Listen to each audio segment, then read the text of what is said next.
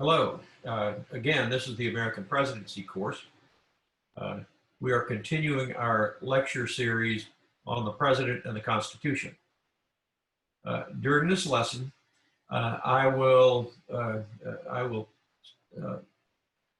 generalize about the roles that the President plays in the American system. I will tie those roles to specific elements of the Constitution, including the constitutional language, and we will attempt to gain a new understanding of the president's formal powers that derive from the Constitution. Recall from last time I said that formal powers that the president has derive from both the Constitution and the laws of the United States, where Congress has delegated through law to the president. So there are two types of formal powers. One derives from the Constitution and its amendments, and the other derives from laws that Congress has passed. So let us again share the screen and talk about what I have in the lecture slides that I've prepared for you. So this is part 3 of the course on the presidency, and just a general outline initially here of the president's constitutional duties and powers. Again, just to reemphasize, these are the formal powers that the president has. In a subsequent set of lectures, we'll talk about the president's informal powers, but we're restricted to the formal powers deriving from the Constitution in this lecture. So it's common to categorize the president's duties and powers in a set of generalizations. And the first of those generalizations is called the president is the chief executive. What that means is the president enforces and administers the enforcement of federal laws, treaties, and federal court rulings. The president also, as chief executive, makes nominations both to his cabinet as well as to the court system. The president also may require the opinion in writing from the heads of his departments. As chief executive, the president can also make recess appointments. We'll talk about the source of that power in a little while. All of those things rest on the Executive Power Clause, which is contained in Article 2, Section 1 of the Constitution. Note that Article 2 is the executive article. Article 1 is the legislative article. Article 3 is the judicial article. So Article 1, Section 1 lays out the executive power, as well as passages dealing with the right to require opinions from the heads of government departments is in Article 2, Section 2, Paragraph 1, and the power to make personnel appointments subject to whatever approval Congress may require is contained in Article 2, Section 2, Paragraph 2.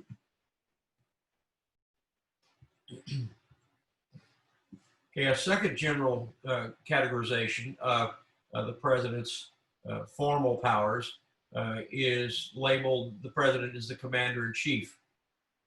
As commander-in-chief, the president appoints the nation's highest military officers, and the president is at the top of the chain of command for the military. That role is specifically enumerated in Article 2, Section 2, Paragraph 1, which says the president shall be commander-in-chief of the Army and Navy of the United States and of the militia of the several states when called in the actual service of the United States.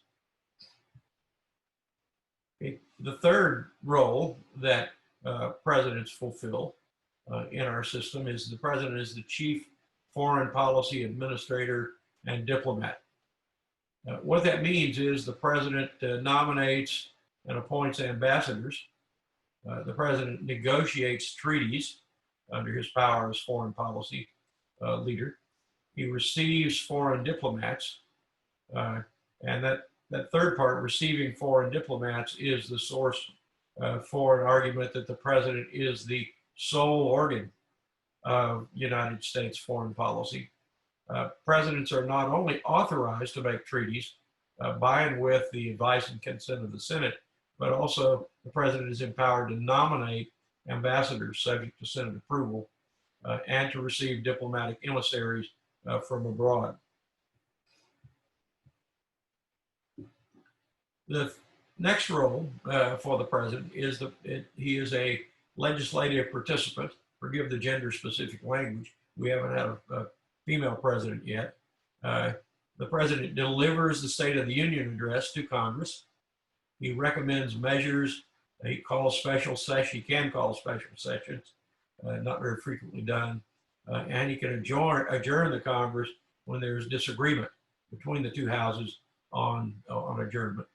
And finally, the president can veto bills passed by Congress. The constitutional language in Article 2, Section 3 merely obligated the president to give Congress information on the State of the Union and to recommend such other measures for its consideration as deemed necessary and expedient. However, legislative leadership is now considered a task for all presidents to fulfill, and they routinely develop detailed legislative agendas and send them to Congress and to the nation. Finally, among these roles that the president fulfills as the executive authority, the president is the chief magistrate. This role was the least clearly recognized by the founders and subsequent presidents, and it has really only recently become important. It is grounded on the oath clause of Article 2, Section 1, Paragraph 8 of the Constitution, directing the president to preserve, protect, and defend the Constitution of the United States, and the general charge in Article 2, Section 3, directing the president to take care that the laws be faithfully executed. Proponents of the unitary executive doctrine argue that these clauses require coordinate construction. In other words, the president, along with the courts and Congress, has the power and the duty to interpret the Constitution to make sure it is preserved and faithfully executed.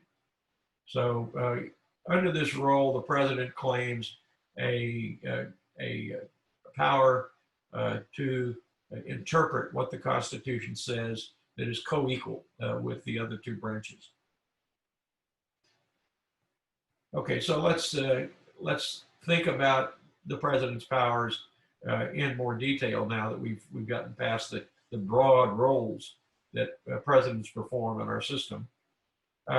Article 2, Section 1, Clause 1. The executive power shall be vested in a president of the United States of America. That's a lot. That's a big statement here in a short clause. The executive power shall be vested in a president of the United States of America. Contrary to the legislative article of the Constitution, the executive power is not laid out in specific detail, whereas in the legislative article, the legislative power is clearly delineated as to what Congress can do, and also there's some discussion there of the limits of Congress's power. But here we have this broad statement of executive power. What is executive power? It simply says it will be vested in a president of the United States of America. Is the executive power the power that kings have? Is it the power that the Articles of Confederation gave in their statement of this? There is a nice discussion of the vesting clause at the Heritage Foundation website. They have scholars who are commissioned, if you will, to write these articles. So let's just go there and briefly review one of these articles.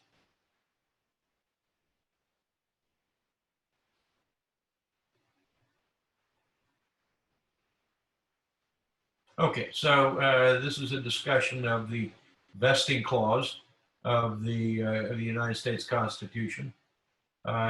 It starts with the idea that the executive power shall be vested in a president of the United States of America. It grants the president the executive power that is traditionally associated with chief executives, subject to the many clarifications and constraints listed elsewhere in Article 2. Early on during the Washington presidency, there was a clarification, if you will, informally of what the vesting clause meant, and a debate between Alexander Hamilton and other members of Washington's cabinet about the vesting clause. And the outcome of the debate was that the executive power is very expansive based on Article 2, Section 1. Of course, we've talked about the Articles of Confederation earlier. There was no chief executive during the Articles of Confederation.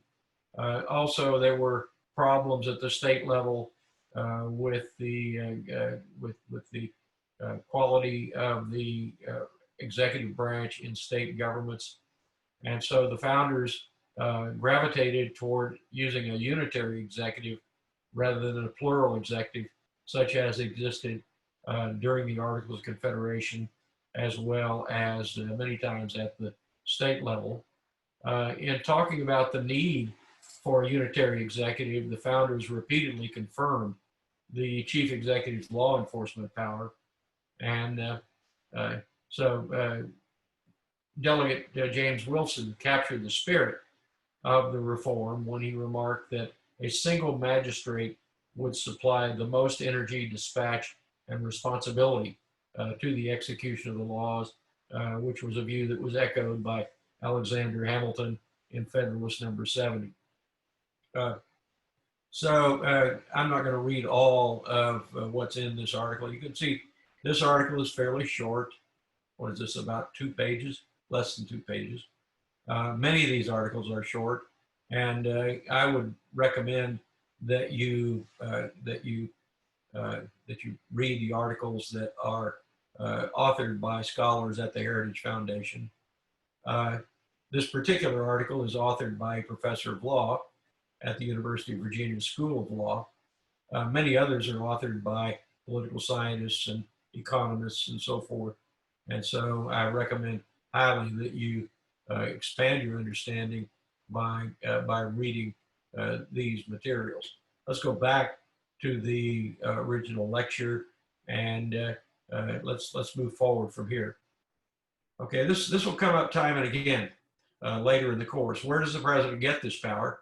It will come often from Article 2, Section 1, which vests the President of the United States with the executive power, a broad delegation of executive power by the Constitution. Article 2, Section 2 states, the President shall be Commander-in-Chief of the Army and Navy of the United States and of the militia of the several states when called into the actual service of the United States. Let's stop with that clause. He is the Commander-in-Chief of the Army and Navy of the United States. Was there a standing Army or Navy in George Washington's time? The answer is no, there was not. In fact, Washington had to call up the militias of the different states, and of course he's not empowered to call up those militias. That was something given to the president later by law, but he had to call up the militia in order to quell the Whiskey Rebellion, because the United States had no Army or Navy following the American Revolution. The Army and Navy required pay. The Navy required ships and munitions. So did the Army require these things. They cost money. And in early American times, particularly during the Articles of Confederation and until well into the Adams administration, there was no money for an Army or Navy. Furthermore, there was a great mistrust of having a standing Army and Navy. Had you asked an American at the time of the founding, do you want an Army or a Navy? And the answer undoubtedly would have been no. Why would that have been? It was because in the past, when a government had an army or navy, it was subject to a coup d'état, where the army or the navy or both acting together would depose the leader of the nation. And so there was great suspicion of military power. Nevertheless, we see here that the Constitution gives the president commander-in-chief authority over the Army and Navy of the United States. The United States didn't have a Navy until the Adams administration. And so notice that this is, at this time, is sort of an empty statement to say that the president shall be commander-in-chief of the Army and Navy. The founders are obviously anticipating the time when there will be an Army and a Navy. Okay, let's move forward here. He may require the opinion in writing of the principal officer in each of the executive departments upon any subject relating to the duties of their respective offices. Okay, he may require the opinion in writing. This is a source of executive administrative authority. It is implied from this statement that the president is the chief administrator, and because he can require the opinion in writing of the principal officer of each of the executive departments. Washington was the first to exercise this authority when he asked the advice of members of his cabinet about the advisability of the Declaration of Neutrality in the ongoing war between France, newly a French Republic, and much of the rest of Europe. We'll talk about that one a bit later. And then continuing here, he shall have the power to grant reprieves and pardons for offenses against the United States, except in cases of impeachment. You're thinking about what that says. Does the president have the authority to grant reprieves and pardons for all offenses? The answer is no. The president has only the ability to grant reprieves and pardons for offenses against the United States. So if somebody is in prison at the state level or at the local level in jail, the president can't do anything with regard to granting reprieves and pardons, only for offenses against the United States. And even then, he can't grant reprieves and pardons in cases of impeachment. And here you can go to a hot link that I have for Wikipedia, which is a list of people pardoned by the United States president. This will be up to date with the latest pardons by Donald J. Trump. I think there's a nice article in the Heritage Organization essays on the president's power as commander-in-chief. So I would encourage you to go there and look at the arguments concerning the commander-in-chief role for the president of the United States. Okay, Article 2, Section 2. He shall have power by and with the advice and consent of the Senate to make treaties, provided 2/3 of senators present concur. So the president can negotiate treaties, but in order for that treaty to become effective, to actuate that treaty requires that it receive the approval of 2/3 of the senators present. That's a tough threshold to be able to pass, and this is why an informal power arose. We'll talk about this in the next part of the course. The informal power the president has is to negotiate executive agreements. Executive agreements are just as binding as treaties are in foreign policy, but do not require Senate approval. But with regard to a treaty, the president is limited in his ability to enact a treaty. It does not happen unless 2/3 of the senators who are present concur. Okay, next clause, and he shall nominate and by and with the advice and consent of the Senate, shall appoint ambassadors, other public ministers and consuls, judges of the Supreme Court, and all other officers of the United States whose appointments are not herein otherwise provided for and which shall be established by law. Let's think about what this is saying. He shall nominate. He shall nominate. And if the Senate consents to that nomination, then he is empowered to appoint. So the president's authority is limited. He first nominates. The Senate will then offer advice and consent. And if the nomination is approved, it shall effectively appoint all of these offices that are listed here: ambassadors, public ministers, judges, and so forth. Note that in contrast with the treaty clause, where it says 2/3 of the senators present need to concur, in this clause, there is no such statement. So implicitly then, the president nominates, and by and with the advice and consent of the Senate, appoints. How much of the Senate is required to approve?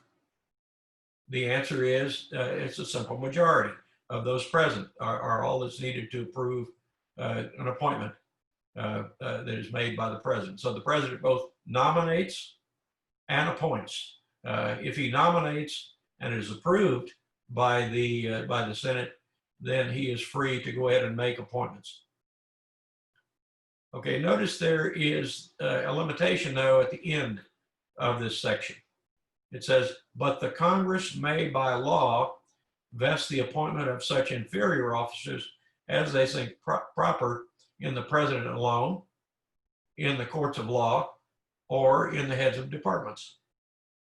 Okay, now what's the limitation here on presidential power? The appointment of inferior officers, Congress can by law, if they think it is proper, vest appointment power directly in the president, in the courts, or in the heads of departments. This means that the president does not necessarily have sole authority to make appointments. Appointments can also be made by courts of law or the heads of departments. And you'll see in modern times that the legal language will often vest the appointment power in the heads of departments, and even when it vests the appointment power in the heads of departments will nominate, the Senate will need to approve, and then the heads of the departments will be able to make the appointment. So again, the appointment power is limited. Okay, I have some hot links here. Wikipedia is a really nice thing.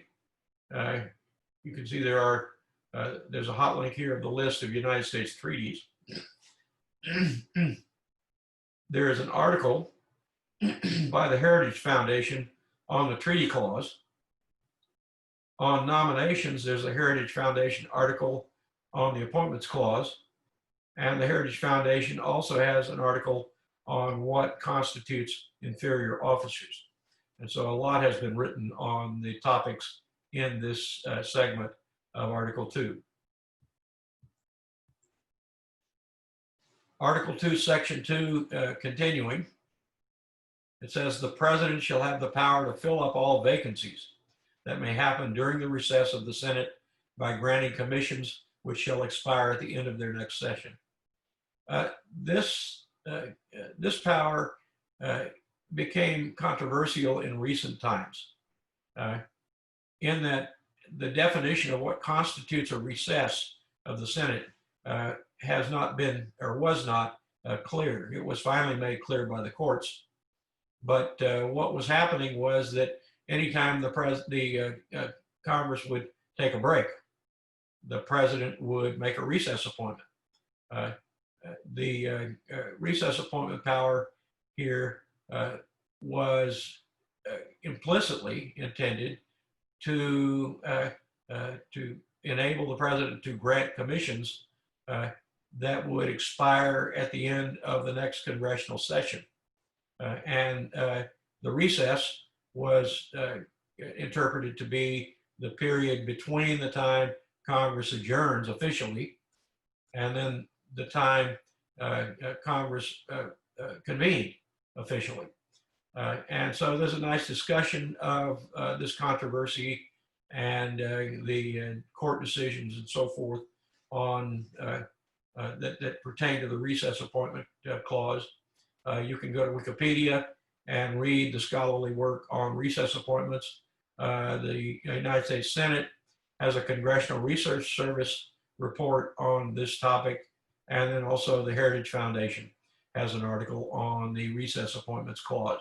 And so you can get a lot of additional information and clarification by going to any of those three sources, and I highly recommend them. Article 2, Section 3, this pertains to the president's legislative authority. He shall from time to time give to the Congress information on the state of the Union and recommend to their consideration such measures as he shall judge necessary and expedient. So let's stop with that part of Section 3. Notice that the president is empowered to give Congress information on the State of the Union. Notice it doesn't say how the president does that. Presidents from Washington through John Adams, the first two presidents, went over to Congress and gave an address to Congress. Jefferson stopped that practice. He was the third president, believing that it made the president seem a bit too much like a king. And from Jefferson, all presidents in the 19th century, from 1801 all the way through 1912, actually, gave written versions of the State of the Union. They simply sent a paper version of the State of the Union across. The practice of giving a State of the Union in person to Congress resumed during the Woodrow Wilson administration and has continued up to the present. Okay, notice that the president can also recommend measures. So in other words, he can propose legislation that he thinks is necessary and expedient. So the president is a full participant in the legislative process up until the 20th century, starting with Theodore Roosevelt. Presidents refrained from sending a legislative agenda across. Presidents since Franklin Roosevelt have consistently sent over a legislative agenda, a full legislative agenda to Congress, which tends to guide their actions. Next clause, he may on extraordinary occasions convene both houses or either of them, and in the case of disagreement between them with respect to the time of adjournment, he may adjourn them to such time as he shall think proper. So the president can call a special session of Congress when there is an extraordinary occasion. This has been used quite rarely. The last time it was used was during the Truman administration. But a very notable example of the president calling a special session of Congress was Franklin Roosevelt. He called a special session of Congress that convened just a few days after his inauguration. And during the period of that special session, you had the greatest legislative onslaught of new policies that had occurred in all of American history. Roosevelt's first 100 days were extraordinary in this special session. Okay. Also, it says here that he may adjourn them at such time as he shall think proper. This is only used when there is disagreement between the houses, as to when they adjourn. And so again, I don't think that one has been used at all in the 20th century. It may have been used in the 19th century. I'm not really sure about that. Okay, next clause, he shall receive ambassadors and other public ministers.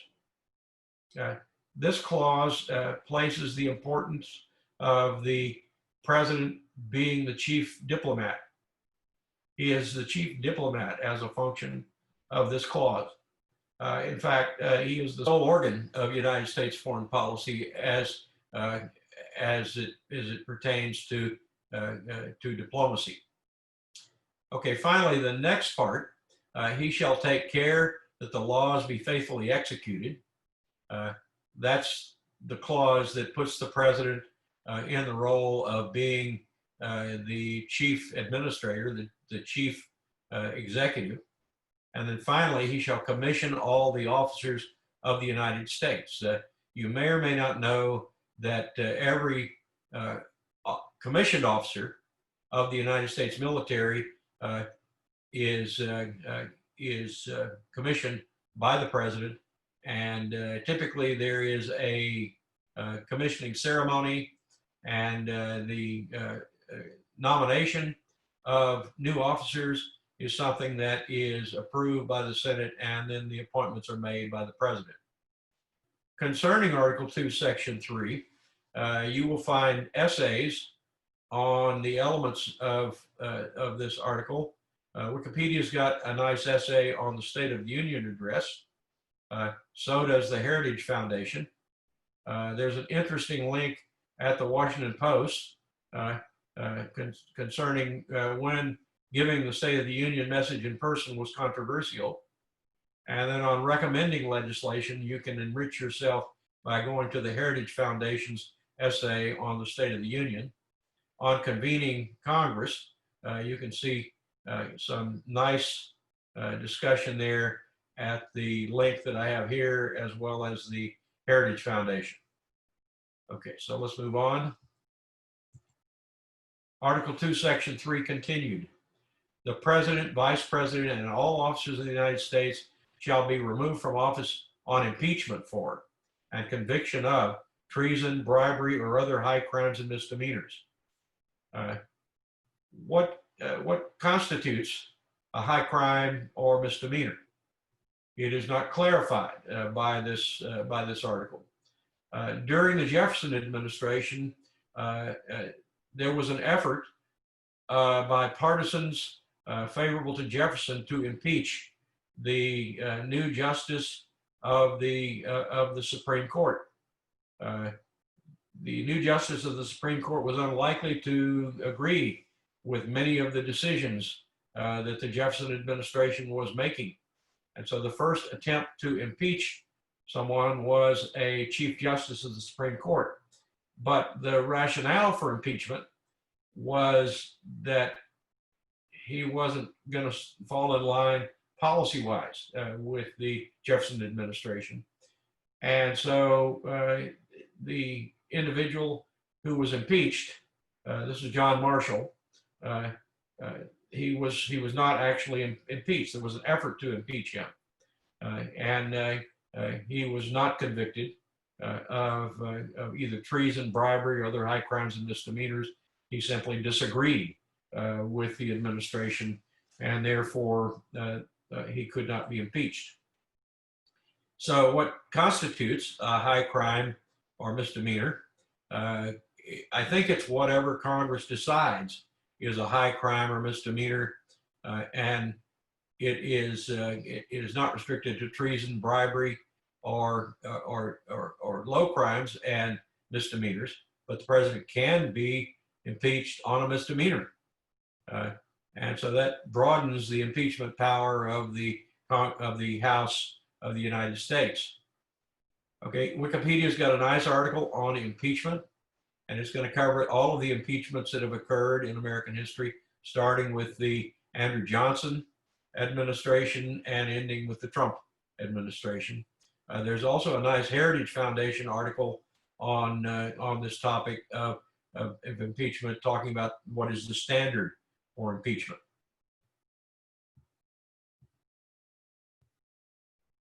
Article 1, Section 7. Notice that we're now talking about the legislative article. As I said a few minutes ago, the legislative article is Article 1, the executive article is Article 2, the judicial articles is Article 3. But here we are talking about the president in Article 1. The president is a participant in the legislative process, okay, by virtue of something called the presentment clause. It reads, every bill which shall have passed the House of Representatives and the Senate shall, before it becomes a law, be presented to the President of the United States. If he approve, he shall sign it, but if not, he shall return it with his objections to that House in which it shall have originated, who shall enter the objections at large on their journal and proceed to reconsider. If after such reconsideration, 2/3 of that House shall agree to pass the bill, it shall be sent together with the objections to the other House, by which it shall likewise be reconsidered, and if approved by 2/3 of that House, it shall become law. But in all cases, the votes of both houses shall be determined by yeas and nays, and the names of persons voting for and against the bill shall be entered into the journal of the House respectively. Roll call voting on attempts to override a veto. If any bill shall not be returned by the president within 10 days, Sundays excepted, after it shall have been presented to him, the same shall become a law in like manner as if he had signed it, unless the Congress by their adjournment prevent its return, in which case it shall not be law. Here you have the laying out of the different types of vetoes. You can have a veto during a congressional session, or a veto at the end of a congressional session. If one of the houses adjourns, then the president will win because there's no opportunity to overturn the veto. And so the pocket veto is the case where Congress can fail to override a veto simply by adjourning before the effort to override the veto. Again, a nice article here by the Heritage Foundation, one of the scholars there, on the presentment clause. Article 1, Section 7, Clause 3, every order, resolution, or vote to which the concurrence of the Senate and House of Representatives may be necessary, except on a question of adjournment, shall be presented to the President of the United States. And before the same shall take effect, shall be approved by him or disapproved by him, shall be repassed by 2/3 of the Senate and House of Representatives according to the rules and limitations prescribed in the case of a bill. So every order, resolution, or vote to which the concurrence of the Senate may be necessary needs to be presented just like in the legislative presentment clause in the prior section. Article 1, Section 2, Clause 5, the House of Representatives shall have the sole power of impeachment. Article 1, Section 3, Clause 6 and 7, the Senate shall have the sole power to try all impeachments.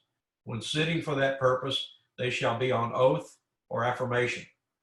When the President of the United States is tried, the Chief Justice shall preside, and no person shall be convicted without the concurrence of 2/3 of the members present.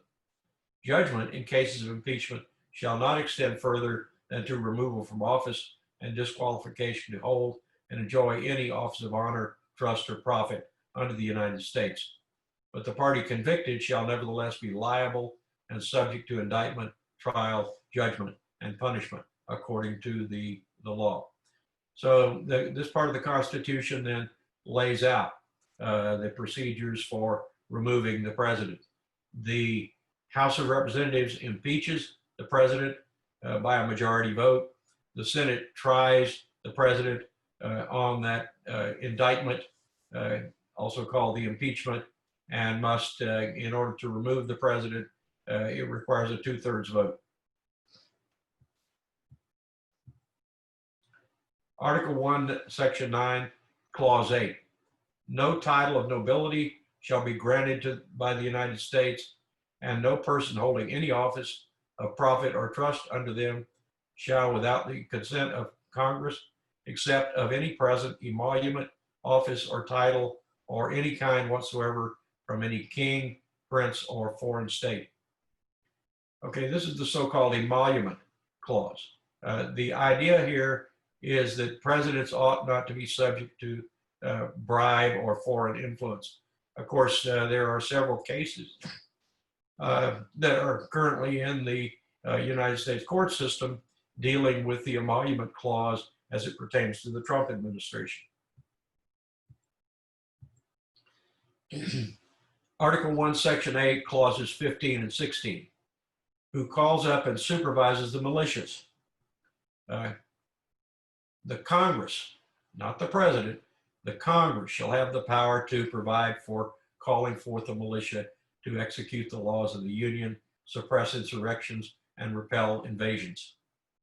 Provide for organizing, arming, and disciplining the militia, and for governing such part of them as may be employed in the service of the United States, reserving to the states, respectively, the appointment of the officers and the authority of training the militia according to the discipline prescribed by Congress. Okay, this is a little bit surprising to many people. The president does not have the authority to call up the militia under the Constitution. So if we were to ask a question about whether the original Constitution allows the president to call up the militia, the answer would be no. However, Congress later passed legislation which delegated to the president the authority to call forth the militia for the purpose of executing the laws of the Union. Again, as I said earlier, this was first used by the Washington administration to put down the so-called Whiskey Rebellion.